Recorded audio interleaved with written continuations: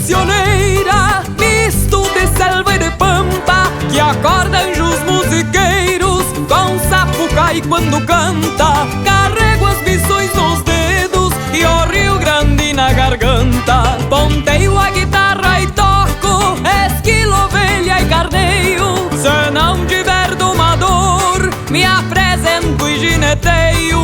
Pelo Rio Grande as missões, se for preciso peleio. Cada vez que canto viajo pra um tempo que eu não vivi. Voltei da taba da história, aonde um dia eu nasci. Fruto de um avô gaúcho, é de uma avó guarani. Fruto de um avô gaúcho, é de uma avó guarani.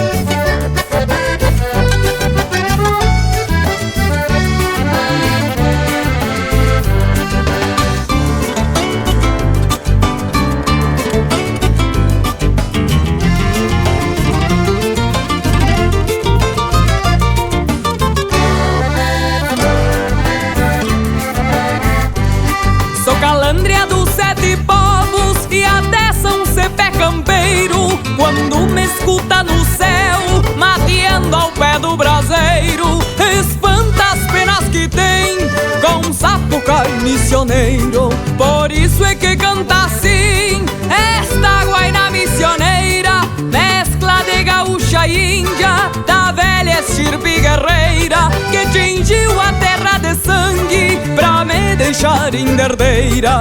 Cada vez que canto viajo pra um tempo que eu não vivi. Voltei da taba da história, aonde um dia eu nasci. Fruto de um avô gaúcho, é de uma avó guarani. Fruto de um avô gaúcho, é de uma avó guarani. Esta é a guaina missioneira, misto de estrela e de santa, que acorda os bendes musiqueiros com um sapucai quando canta. Carrega as missões na alma e o Rio Grande na garganta. Cada vez que canto viajo pra um tempo que eu não vivi. Ouço meu avô gaúcho, é minha avó guarani. Voltei da taba da história com nome de Anaí.